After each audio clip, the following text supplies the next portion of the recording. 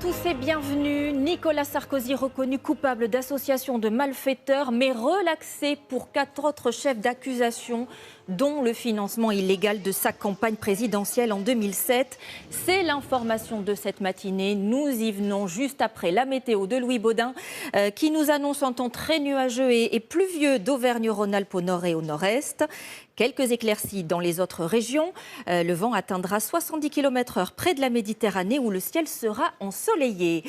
Côté température, il fera par exemple 12 degrés à Nancy, 14 à Lille, 17 à Bordeaux, 19 à Rennes, 20 à Marseille et 24 à Ajaccio.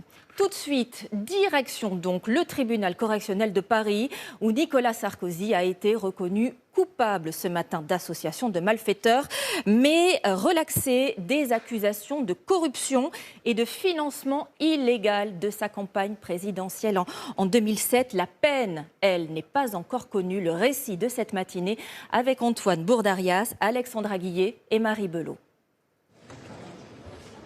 L'air concentré et plutôt souriant, Nicolas Sarkozy arrive ce matin dans la salle d'audience, en présence de sa femme.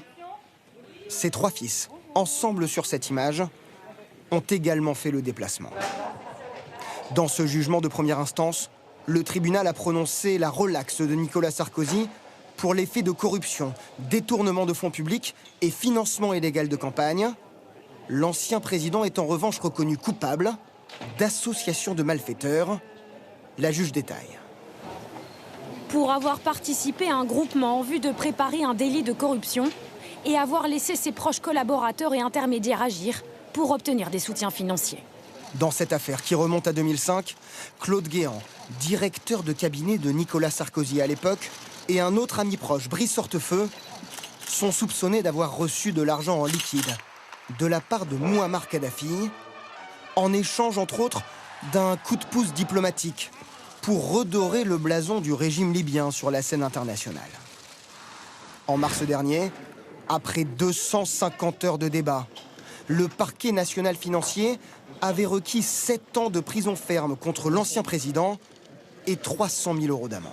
Le parquet a demandé des peines très lourdes. Pourquoi ?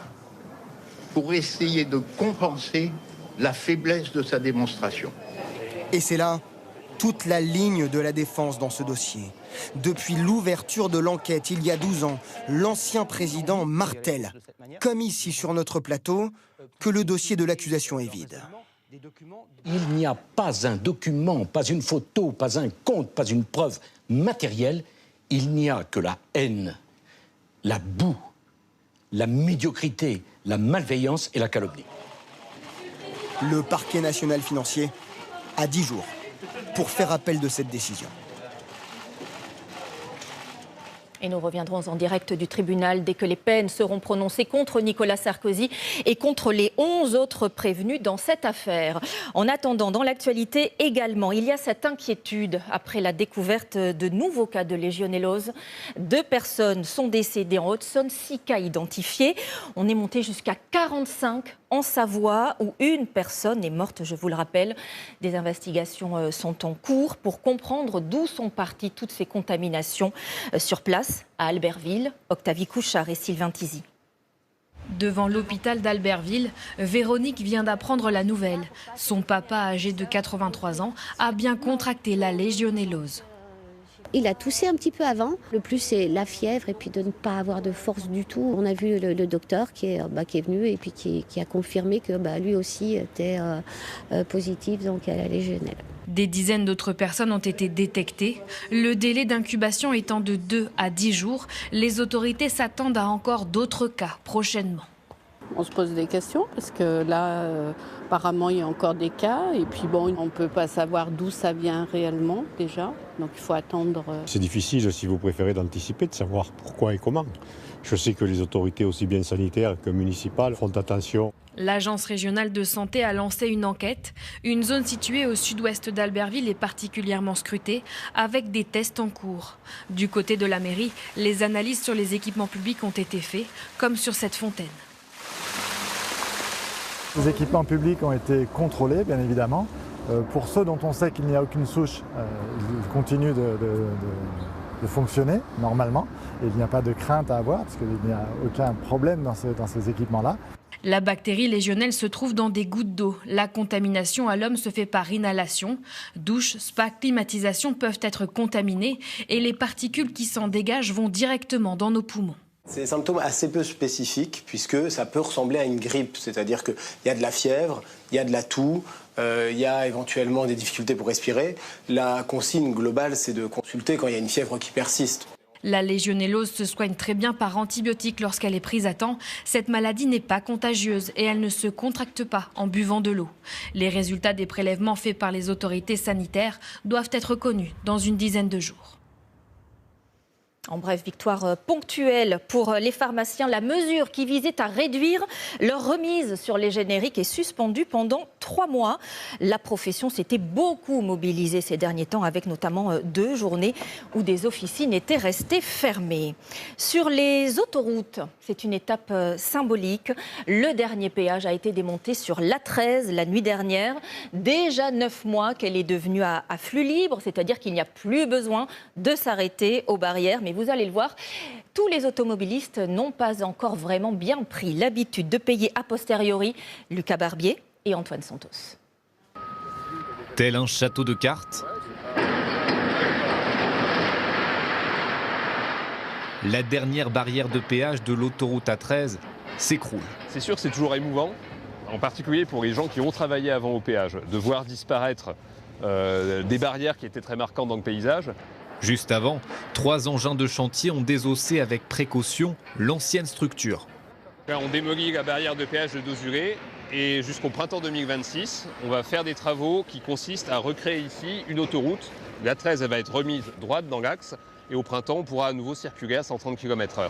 Les 8 millions d'automobilistes annuels empruntent aujourd'hui des voies extérieures limitées à 70 km/h. Depuis décembre, plus besoin de s'arrêter aux barrières de péage. Des portiques munis d'une trentaine de capteurs enregistrent votre plaque d'immatriculation.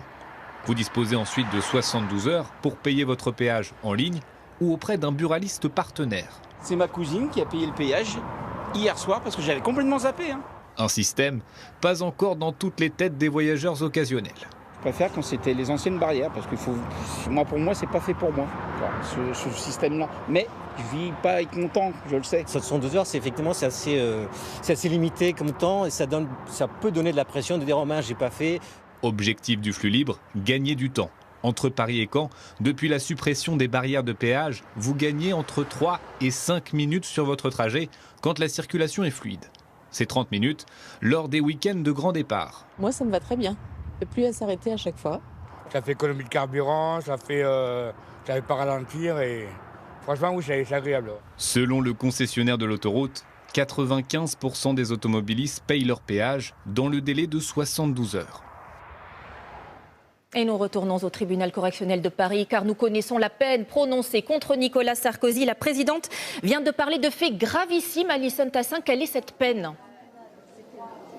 Oui, tout à fait. Après 3 heures de délibéré, la présidente vient de prononcer une peine de 5 ans de prison à l'encontre de Nicolas Sarkozy avec mandat de dépôt différé. Cela signifie que l'ancien président de la République pourrait aller en prison. L'amende, elle, s'élève à 5 000 €. Une condamnation donc lourde et grave pour l'ancien président de la République qui n'a pas montré particulièrement d'émotion à l'annonce de cette peine. Il est venu ici très entouré de sa femme, de ses enfants et de ses frères. On rappelle également la condamnation de ses 2 plus proches collaborateurs, son meilleur ami Brice Hortefeux, ainsi que Claude Guéant, son très proche collaborateur, un trio qui est donc condamné pour association de malfaiteurs. La présidente a mis en avant le fait que Nicolas Sarkozy était ministre à cette époque et donc il avait des hautes responsabilités au plus haut sommet de l'État, ce qui incluait une gravité donc des faits reprochés à l'ancien président de la République.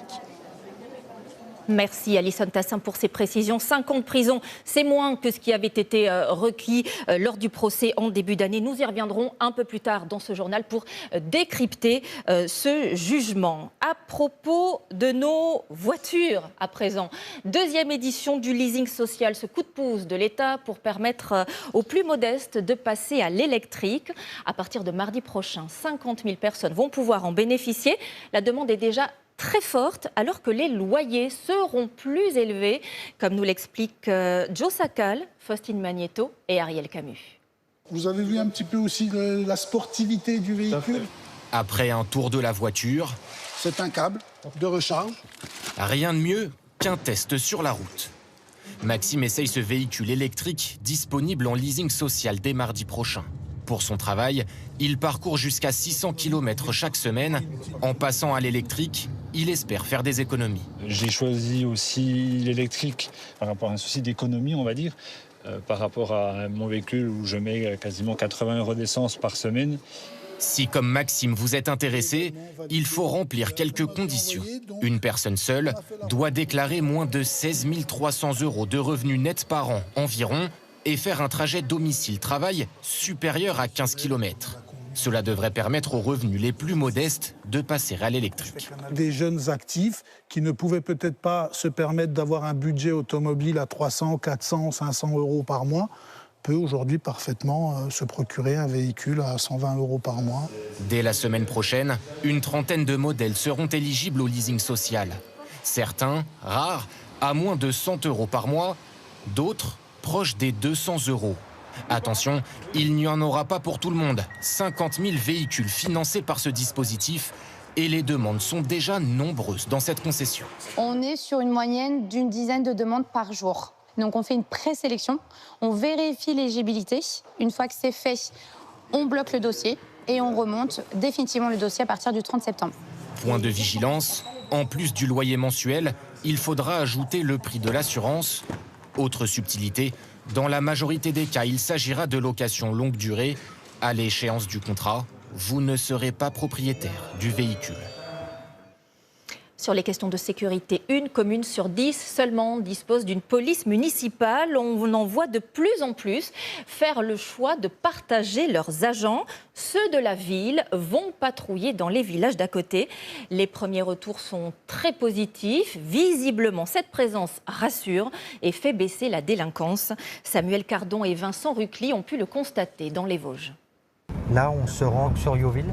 Ces policiers municipaux quittent leur ville de rattachement pour effectuer une patrouille dans un village voisin de 215 habitants. Du coup, on va se rendre en mairie, on va mettre pied à terre pour engager une patrouille pédestre. Ils sont ici en zone gendarmerie. Elle est très étendue et les effectifs des militaires pas assez conséquents. Alors cette présence rassure les habitants. Il n'y a pas eu de problème? Non. J'étais un petit peu sceptique au départ, mais je crois que c'est une bonne chose. Je pense que les gens respectent plus et ils font plus attention. Depuis un an, la commune bénéficie de 3 heures de patrouille par mois, au prix de 78 € l'heure, soit environ 3 000 € l'année. C'est une vraie ligne dans le budget, mais quelque part, on a fait d'autres projets qui ont permis d'économiser. On est passé en LED dans le village, donc la différence, on la met dans la police municipale, dans la sécurité.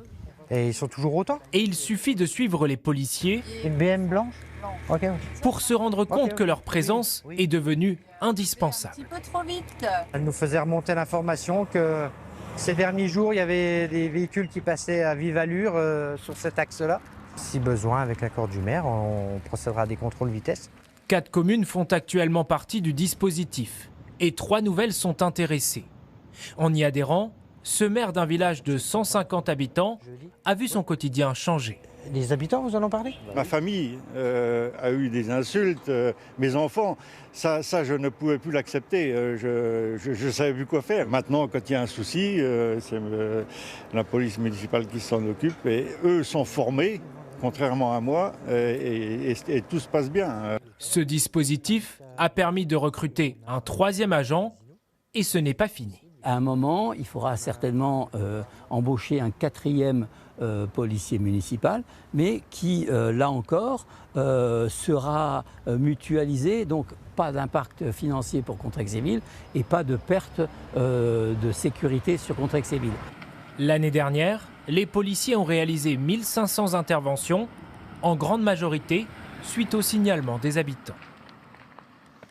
Cette opération en pleine mer, 3 bateaux et un hélicoptère pour une saisie qualifiée d'exceptionnelle sur ce navire de pêche. La Marine nationale française a récupéré près de 10 tonnes de cocaïne dans le golfe de Guinée. Valeur estimée à la revente, près de 520 millions d'euros. Le bateau contrôlé n'était immatriculé dans aucun État. La France continue d'intensifier sa lutte contre les trafics de drogue. Au Danemark, une nouvelle incursion de drones la nuit dernière au-dessus de 4 aéroports. Après Copenhague et Oslo, c'est la 2e fois cette semaine. La Russie est pointée du doigt, accusée d'avoir déjà survolé l'Estonie, la Pologne et la Roumanie. Alors en France, sommes-nous préparés à ce genre de menaces? Charline Hurel et Pierre Limpens. Ce point lumineux dans le ciel danois, c'est encore un drone au-dessus d'un aéroport. Les autorités sont en alerte. C'est la 2e fois cette semaine. Impossible de savoir d'où il vient. S'agit-il d'un appareil russe? Une certitude, l'objet volant n'est pas civil. Je tiens à le préciser clairement. Le but de ce type d'attaque hybride est de semer la peur, de créer des divisions et de nous terroriser. Hier soir, au moins un drone est identifié au nord du pays sur l'aéroport d'Aalborg, qui est aussi une base militaire. Même alerte ensuite sur 3 autres aéroports. Il y a 2 jours, c'était à Copenhague. Les semaines précédentes, des incursions se sont produites en Roumanie et en Pologne. Des drones russes ont bien été identifiés. Les Européens sont donc en alerte. Des drones qui menacent un pays, la France s'y est préparée. Des équipements existent pour détecter des drones civils, comme cette antenne installée sur les aéroports. Elle va tout simplement alerter qu'il y a un drone sur l'interface. Et en fonction du type de drone, on va avoir différentes informations disponibles. Donc ça peut aller jusqu'à, comme je vous disais, la position du pilote, la position du drone, son altitude, sa vitesse, son numéro de série, sa marque. Pour les drones militaires, des systèmes plus performants sont installés. Les drones militaires, ils ont des communications bien plus cryptées, ils sont bien plus difficiles à détecter. Il faudra plutôt utiliser une technologie radar. Si un drone civil ou militaire est menaçant, les autorités devront le neutraliser en brouillant son signal plutôt que de l'abattre. En dernier recours, l'ordre sera donné d'ouvrir le feu. On en vient à cette scène surréaliste en pleine ville. La route qui soudainement s'effondre, un gouffre gigantesque se forme tout près des voitures et des bâtiments, dont un hôpital. Cela s'est passé à Bangkok, capitale de la Thaïlande. Des véhicules ont été emportés. Le récit de Marine Brossard et Frédéric Jolfre. Sous les fenêtres de ces habitants de Bangkok, le sol s'effondre, rompant d'énormes canalisations. Sous le bitume, la terre gorgée d'eau entraîne vers le fond des pans entiers de cette route très fréquentée. Des poteaux électriques et plusieurs véhicules, comme celui-ci. En plein centre-ville, un trou béant, un cratère de 50 mètres de profondeur. Aucune victime n'est à déplorer. Le conducteur de cette voiture, en équilibre au bord du précipice, est sain et sauf. Cet effondrement serait dû à la construction d'une station de métro dans un sous-sol déstabilisé par de fortes pluies. Ce qui nous inquiète, c'est la pluie, car elle pourrait ramollir le sol et provoquer de nouveaux glissements dans le sous-sol. C'est pourquoi nous avons demandé aux autorités de fournir des pompes et de se préparer aux fortes pluies prévues dimanche et lundi. Les riverains ont été évacués. Selon le gouvernement thaïlandais, il faudra 1 an pour réparer la zone. En France, cette question est en train de monter. Y a-t-il davantage de malfaçons dans les maisons neuves? Des toitures mal faites, des murs mal montés, des carrelages mal posés. Des avocats et des associations accusent des constructeurs de rogner sur la qualité pour être compétitifs. Écoutez ces témoignages qu'ont pu recueillir Manon Monnier, Nicolas S et Cyril Hachemi. Vous m'avez dit que ça s'était aggravé? Oui, ça s'est aggravé. Alors montrez-moi ça. Voilà les bandes qui ont continué à se décoller et puis une nouvelle fissure. La maison de Nathalie se fissure. Son sol s'affaisse.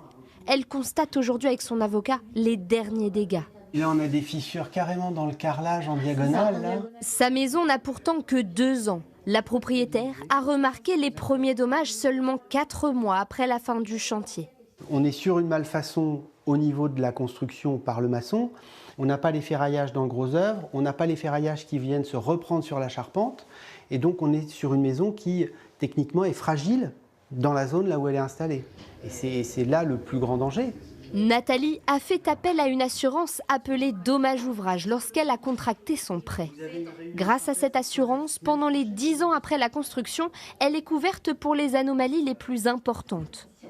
Son assurance a donc pris les choses en main et il n'y a aucune autre solution. La maison va effectivement être démolie. Il y aura un permis de démolition qui va être déposé en mairie. Puis après un projet de reconstruction comme une construction en fait, à l'initiale. À Chémillé en Anjou, 3 maisons sont victimes de malfaçons. Toutes avaient le même constructeur. Stéphanie constate aussi des problèmes de maçonnerie. Mais de son côté, elle n'a pas payé l'assurance dommage ouvrage. Nous ne l'avons pas pris quand on a fait notre prêt immobilier, qu'on regrette actuellement. Pourquoi ? Si on l'aurait su, en fait, ça va beaucoup plus vite et puis en fait, on voit que on a plus d'aide en fait. À 200 km de là en Bretagne, Charlotte a enfin le sourire. Vous refaites la toiture qui était vraiment... Elle était à refaire. Oui, elle était à refaire. Elle est soulagée car elle se bat depuis 1 an avec son assurance dommage ouvrage pour montrer que la toiture de sa maison n'était pas viable. Le simple fait de lui en parler la bouleverse. On n'a pas eu d'aide du tout auprès des assurances qui n'ont pas donné se déplacer. Ça a été une expertise par visio. L'assurance a constaté les anomalies mais n'a pas donné suite pour réparer la toiture. Le constructeur a fait faillite. C'est le garant de ce constructeur qui a accepté aujourd'hui de reprendre le chantier.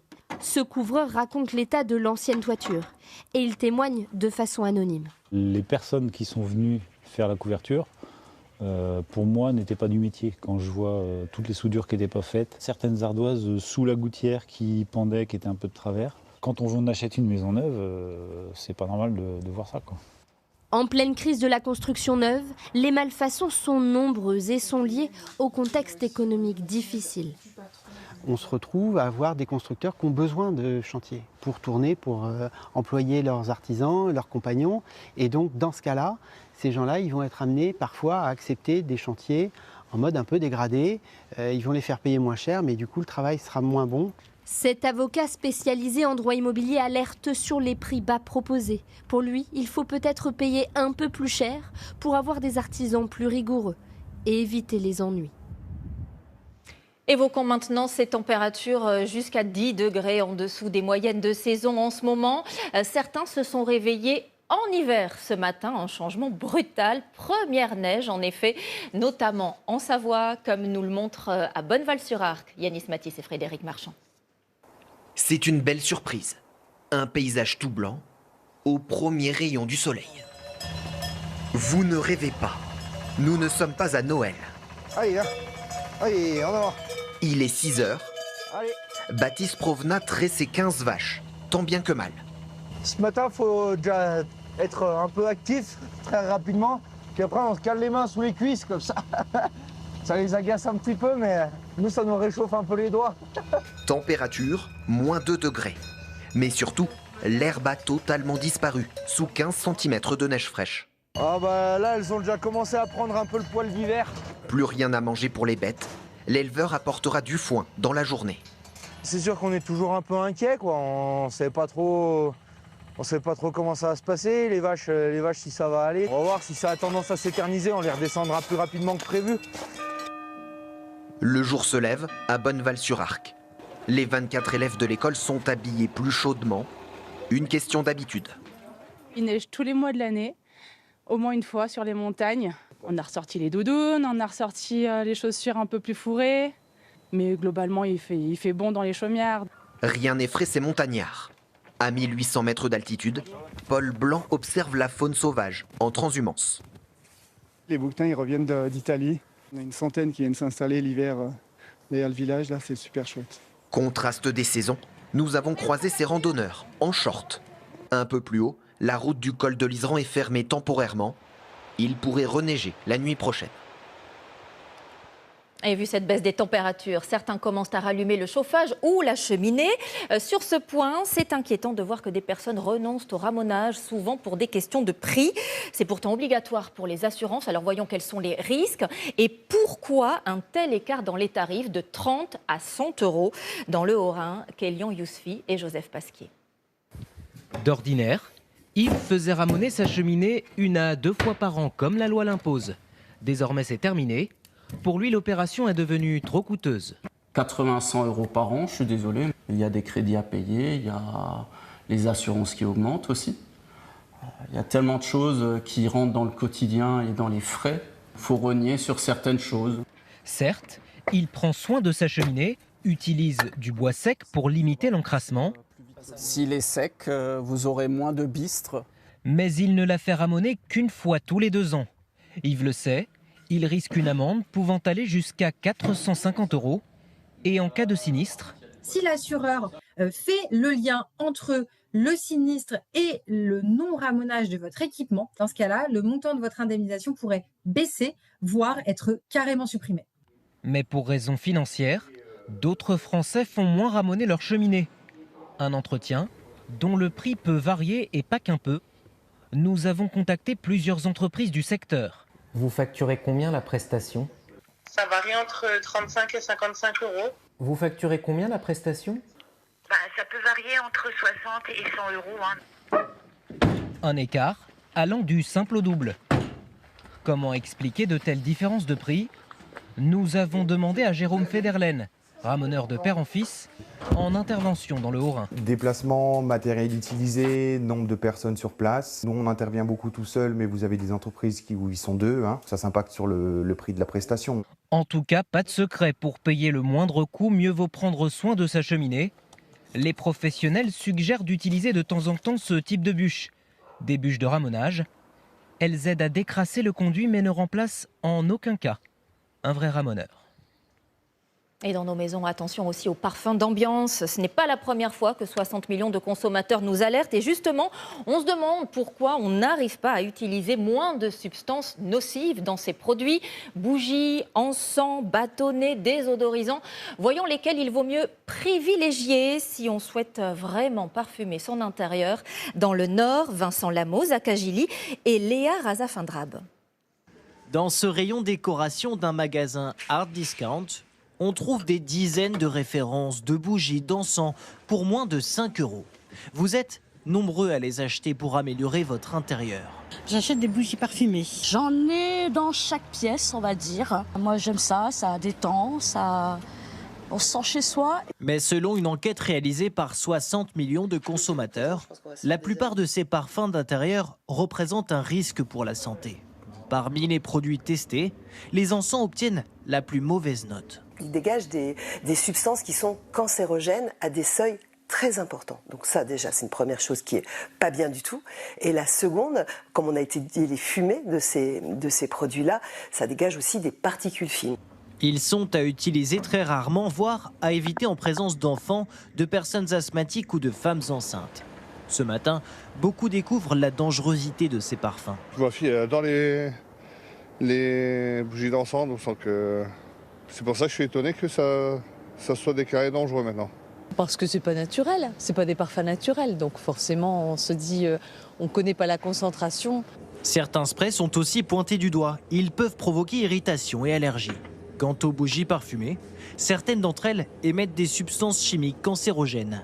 Très souvent, ce qu'on trouve beaucoup dans le commerce, c'est de la cire à base de paraffine. Paraffine, c'est quoi? C'est de la pétrochimie, donc c'est hyper toxique. Les bougies à base de cire végétale comme celle de Carole sont plus chères, mais représentent peu de danger. Face à ces résultats, certains sont prêts à changer leurs habitudes. Ouais, je vais peut-être réduire changer ma façon de consommer ce genre de produits. Ouais.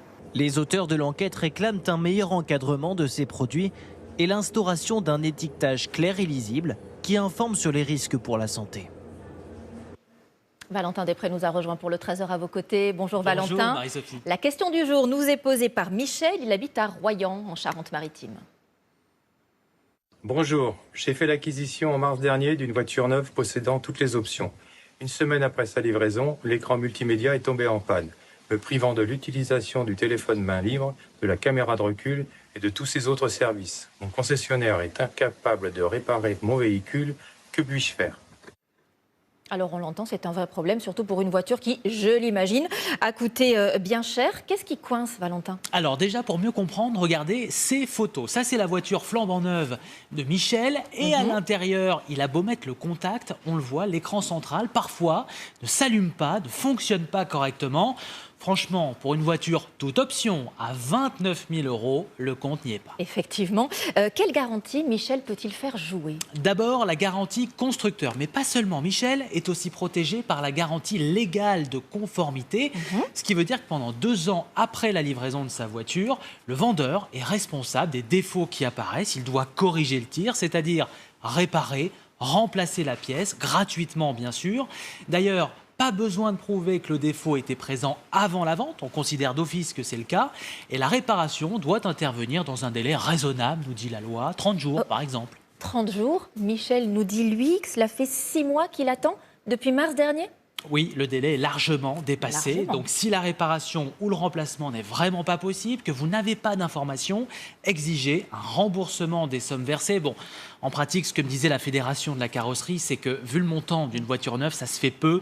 En général, le temps de réparer, les marques mettent plutôt à disposition des véhicules de remplacement ou accordent une compensation financière, surtout que pour Michel, le concessionnaire a très vite donné une raison à ce retard. Et quelle raison ? On veut savoir. Eh bien, la réparation de cet écran est tout à fait possible, mais la pièce a changé et est restée pendant très longtemps indisponible. C'est vrai qu'un expert me disait que pour les composants électroniques, ça vient souvent d'Asie, ça peut être très long. Ici, c'est justement une puce électronique qu'il faut changer. Mais la bonne nouvelle, c'est que ça y est, le garage a reçu la fameuse pièce. Michel a rendez-vous cette semaine pour remettre en marche son écran. Et peut-il malgré tout obtenir une ristourne ? Oui, tout à fait, pour compenser le retard bien évidemment, mais aussi parce que Michel n'a pas pu profiter pleinement de sa voiture pendant 6 mois. C'est loin d'être un détail, donc dans ces cas-là, exigez une réduction du prix de votre voiture neuve. D'ailleurs, la marque n'a pas attendu, elle m'a indiqué qu'elle proposera à Michel dans les prochains jours un geste commercial. Eh bien, merci beaucoup Valentin pour ces précisions. Regardez maintenant ce paysage parmi les plus étonnants d'Europe, les salines les plus anciennes du monde où l'eau est 7 fois plus salée qu'en mer. Alors oui, cela en fait des superlatifs. Pour un seul et même endroit, des Français régulièrement vont fouiller ce site au Pays Basque espagnol et ils font de surprenantes découvertes que nous montre Alice Brousse, Jean-Vincent Molinier et Nicolas Forestier. Ce décor spectaculaire est un bureau d'exception pour ce chercheur et ses étudiantes archéologues. T'as quoi toi ? Ah bah très bien. Voilà. C'est bien ici parce que la conservation elle est quand même très bonne. C'est exceptionnel comme lieu. Déjà parce que c'est magnifique et puis aussi parce que c'est un lieu qui est encore en activité, qui est très vivant. Eux ne sont pas là pour le sel. Ils cherchent des vestiges, des morceaux d'histoire uniques. Bon bah voilà, là on a un beau tesson. Et voilà. Il s'agit en fait de céramique du néolithique. Les premiers paysans, les premiers agriculteurs de la zone, là, du Pays Basque, qui sont venus produire du sel en utilisant du feu. Et les récipients, ce sont ces céramiques. Et donc on est autour de il y a 7000 ans. Et des sites comme ça, c'est unique au monde. Sur ces salines ancestrales, des milliers de générations de paludiers se sont succédés. Et Clemente perpétue la tradition. Ici, c'est la source principale des salines. 2 à 3 litres en sortent chaque seconde. L'eau salée, appelée la saumure, s'écoule par ces 4 km de canaux. Chacun d'entre eux alimente les 300 zones de récolte, ces bassins délimités. Là, je ferme l'entrée du canal. J'ouvre ici et la saumure coule dans mon bassin. Les canaux sont fermés, puis ouverts tour à tour à des horaires précis. On a des horaires parce qu'on a des centaines de bassins. Alors si on met trop de saumure sur une zone, il n'y en aura pas suffisamment pour les autres. Ici, près de 180 tonnes de sel sont récoltées chaque année, avec les mêmes techniques depuis des milliers d'années. Là, je remue la saumure. En la bougeant, ça fait un tourbillon, vous voyez ? Ça casse la couche qui est en dessous et ça fait jaillir la fleur de sel. Grâce au soleil, l'eau s'évapore pour donner à Clemente son précieux sel pur. Cela fait 16 ans qu'il travaille ici, tout comme l'ont fait ses parents et ses grands-parents avant lui. C'est dur parce qu'il fait très chaud. C'est quand il fait le plus chaud qu'il faut qu'on soit ici pour récolter le sel. Mais bon, ça a son charme. Ce métier, il fait partie de moi. Je suis né dedans. Devant son travail, ces touristes français sont admiratifs. Vraiment, c'est impressionnant. Impressionnant le temps, la force. Il n'y a pas de machine, tout est fait à la main. Voilà, donc non, c'est splendide. Splendide, il faut venir voir ça. Ce trésor du Pays Basque, nous le devons aussi à la nature qui, au fil des années, a fait son œuvre. L'Espagne et le Portugal, il y a 200 millions d'années, étaient recouvertes par une grande mer. Et alors, lorsque la mer s'évapore, elle nous laisse énormément de sédiments salins qu'on peut goûter maintenant. Je vous invite quand même à la goûter, n'hésitez pas. Un tout petit peu. Mais quand même. Et alors la caractéristique de cette saumure, c'est qu'elle porte une saturation saline très élevée, 7 fois plus que celle de l'eau de mer. Chaque année, près de 80 000 visiteurs viennent découvrir les salines et ils repartent rarement sans avoir goûté les produits. Le tout premier produit, on va dire, au niveau de la production, ce sont des écailles de fleurs de sel. Vous pouvez avoir jusqu'à 20 secondes de sensations salines en bouche qui est... C'est vrai. Je ne m'attendais pas dans sous montagne à voir une saline comme ça. Et franchement, le goût qu'il a, c'est magnifique. Je ne m'attendais pas non plus au goût. Très puissant et qui reste vraiment ici, là, dans cette partie-là de la gorge. La pureté de ce sel attire les plus grands chefs étoilés et se retrouve aujourd'hui sur les tables des meilleurs restaurants du monde. Allez, dans notre cuisine du Trésor, on vous propose aujourd'hui de préparer les œufs autrement qu'à la coque, dure ou au plat. Avez-vous déjà essayé la version Bénédicte? Alors pour cela, il faut oser se lancer et pocher l'œuf dans l'eau. Voici les astuces pour ne pas se louper avec Manon Monnier, Guillaume Coléoni et Cyrine Hachemi dans les Deux-Sèvres. C'est une recette qui a traversé l'Atlantique. Elle a été demandée en 1892 par un certain Bénédicte, le client d'un hôtel new-yorkais. Les œufs Bénédicte, ce sont 2 œufs pochés sur un muffin anglais, un morceau de bacon, le tout recouvert de sauce hollandaise. Si l'on cuisine pour 2 personnes, il nous faut 4 œufs entiers, 4 jaunes d'œufs, du beurre, 2 muffins, du bacon et l'ingrédient indispensable, le vinaigre. Comptez autour de 9 € pour cette recette. Notre cuisinier Bertrand doit aller récupérer l'ingrédient indispensable pour notre recette, des œufs frais. Et voilà. Et tu me conseilles de les conserver comment? Le mieux, en fait, c'est de les laisser en extérieur. La poule, quand elle pond, elle met un film protecteur autour de l'œuf pour protéger de tous les microbes. Les bactéries? Les bactéries. Oui. Et donc, du coup, si on les met au frigo et qu'on les ressort et qu'on les remet, ça peut faire de la condensation et ce film protecteur peut s'enlever. L'œuf est donc plus vulnérable aux microbes et bactéries comme la salmonelle. Si celui-ci reste au fond, c'est que ton œuf est frais. S'il remontait en surface, c'est un œuf qui est donc avarié. Quand on a des œufs qui sont de plus ou moins de bonne qualité, que tu les reçois, combien de temps que je les ai? Bon, je les teste. C'est un test. C'est le test de l'eau. Passons en cuisine. Bertrand sépare 4 jaunes d'œufs pour la sauce hollandaise. Il faut les fouetter en 8 avec un peu d'eau à feu doux. On fouette en 8 afin d'incorporer le maximum d'air dans vos jaunes d'œufs. Puis on y ajoute 125 g de beurre bien froid et on continue de mélanger délicatement. On met de la sauce sur le dos de ma cuillère, un petit trait. Notre sauce ne coule pas, c'est qu'elle est bien. Et là, on goûte. Et c'est bon? Ouais. Notre sauce hollandaise est prête. Dernière étape, les œufs pochés. Dans une casserole d'eau, Bertrand a son astuce pour les réussir à tous les coups. Alors, il est indispensable d'ajouter du vinaigre blanc à notre eau pour la cuisson des œufs pochés. C'est ce qu'on va faire tout de suite. Faire frémir, puis le passionné de cuisine nous recommande ce petit geste. Je fais tourbiller un petit peu mon eau afin de mettre mon œuf dedans directement. C'est quoi, c'est une technique? Ouais, ça va permettre d'émulsionner toute la partie blanc d'œuf autour du jaune. C'est une petite technique, une petite astuce. Démonstration sous nos yeux, le blanc d'œuf se recroqueville autour du jaune. 3 minutes de cuisson, puis on égoutte. Notre œuf rejoint le pain muffin grillé, le bacon, le tout recouvert de sauce hollandaise. Allez, revenons maintenant sur le jugement de Nicolas Sarkozy, condamné ce matin à 5 ans de prison avec mandat de dépôt à effet différé. L'ancien président a été reconnu coupable d'association de malfaiteurs, mais relaxé pour 4 autres chefs d'accusation, dont le financement illégal de sa campagne présidentielle de 2007 par le régime de Kadhafi. Antoine Bourdarias, Alexandra Guillet et Marie Belot. C'est un jugement historique qui vient d'être prononcé à l'encontre d'un ancien président de la République. 5 ans de prison ferme, avec mandat de dépôt à exécution provisoire. En clair, même en cas d'appel, Nicolas Sarkozy ira bien en prison. Mais pas dès aujourd'hui, il devra répondre à une convocation du parquet dans le mois à venir. Avant l'annonce de la peine, le tribunal a prononcé la relaxe de Nicolas Sarkozy pour les faits de corruption, détournement de fonds publics et financement illégal de campagne.